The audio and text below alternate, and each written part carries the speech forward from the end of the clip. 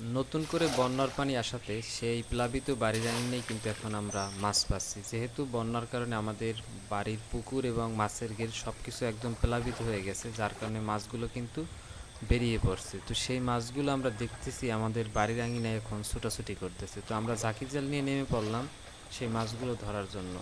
তো আমরা চেষ্টা করি, দেখি এখান থেকে কিছু মাছ ধরতে পারি কিনা। আসলে এই মাছ ধরাটা কিন্তু আনন্দের মাছ ধরা না, যদিও মাছ ধরার ব্যাপারটা অনেক সময় আসলে আনন্দের ব্যাপার হয়ে থাকে, কিন্তু এটা হচ্ছে কষ্টের বা দুর্বিষহ জীবনযাপনের বাস্তব চিত্র।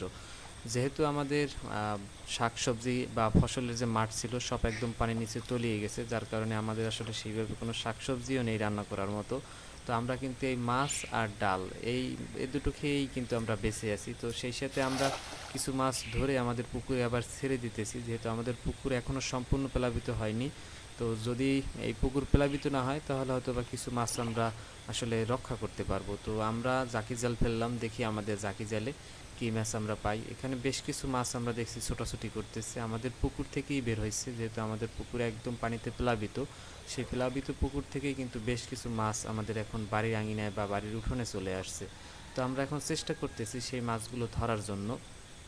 আপনাদের যদি ঘুরিয়ে একটু দেখাই, আমাদের পুকুর দেখেন একদম কিন্তু ছুঁই ছুঁই ডুবন্ত। সেই ডুবন্ত পুকুর থেকে কিন্তু এখন বাড়ির আঙিনায় মাছ চলে আসছে। এই যে দেখেন দেখেন আমাদের জালে কিন্তু একটা মাছ উঠে গেছে। এটা কী মাছ হতে পারে? ও, এটা হচ্ছে একটা মিনার কাপ মাছ। আমাদের পুকুরেরই মিনার কাপ, অনেকগুলো মিনার কাপ ছিল। এগুলো কিন্তু এই যে বের হয়ে গেছে, ওই যে নেটের যে কোনো একটা ফাঁক পুকুর থেকে বের হয়ে গেছিলো। তো মাছটা আমরা ধরতে পারলাম। এখন মাছটা হয়তো বা আমরা বেশ ভালো সাইজের দেখতে পাইতেছি। তো মাছটা এটা খেয়ে ফেলবো না ছেড়ে দিব সেটা হচ্ছে পরের ব্যাপার। যেহেতু মাছটা ধরতে পারছি, তো অবশ্যই আসলে মাছটা ছেড়ে দেওয়ার চেষ্টা করব। হ্যাঁ, বেশ ভালো সাইজের একটা মিনার কাপ মাছ। আধা কেজির উপরে, আধা কেজির, হ্যাঁ আধা কেজির উপরে ওজন হবে, ওয়েট হবে। তো বেশ ভালো সাইজের একটা মিনার কাপ পেলাম। এরপরে আমরা আবার একটু চেষ্টা করি, দেখি আমাদের বাড়ির আঙিনায় আর কোনো মাছ বের হয়ে আসছে কিনা। আসলে মাছ অনেকই বের হয়েছে, তো এখানে মাঝে মধ্যেই মাছ ছুটে চলে আসে। তো আমরা তারপরে জাল নিয়ে যে অপেক্ষা করতে হয়, মাছ দেখলে তারপরে ঝাঁকি জাল ফেললেই মাছ পাওয়া যায়। তো সামনে হয়তো বা ওই যে নড়াচড়া করতেছে একটা মাছ দেখা গেছে। আবার এই যে জাল ফেলা হলো, দেখি আমরা জালে কি মাছ পাই।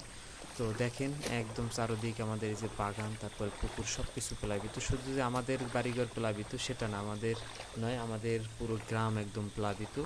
আর শুধু আমাদের গ্রাম নয়, বেশ অনেক অঞ্চলের গ্রামই আসলে এইভাবে প্লাবিত হয়েছে নতুন করে বন্যার পানি আসার কারণে। তো দেখেন বন্যার পানি একদম আমাদের ঘর কিন্তু ছুঁই অবস্থা। আর হয়তো বা 1-1.5 ফিট পানি হলে আমাদের কিন্তু ঘরেই পানি উঠে যাবে। আর কারো কারো হয়তো বা এখন ঘরে পানিও উঠে গেছে। তা আর কোনো মাছ উঠলো? হ্যাঁ, এবারও কিন্তু একটা মাছ উঠছে, এবারও একটা পুঁটি মাছ উঠছে। দেখেন বেশ পুঁটি মাছটাও মোটামুটি বেশ ভালো সাইজের আছে। হ্যাঁ, এটা বেশ ভালো সাইজের একটা চাইনিজ পুঁটি। এই যে দেখেন একদম, এই যে একদম সতেজ ফ্রেশ মাছ, আমাদের পুকুরের মাছ, আমরাই আমাদের বাড়ির আঙিনা থেকে ধরলাম।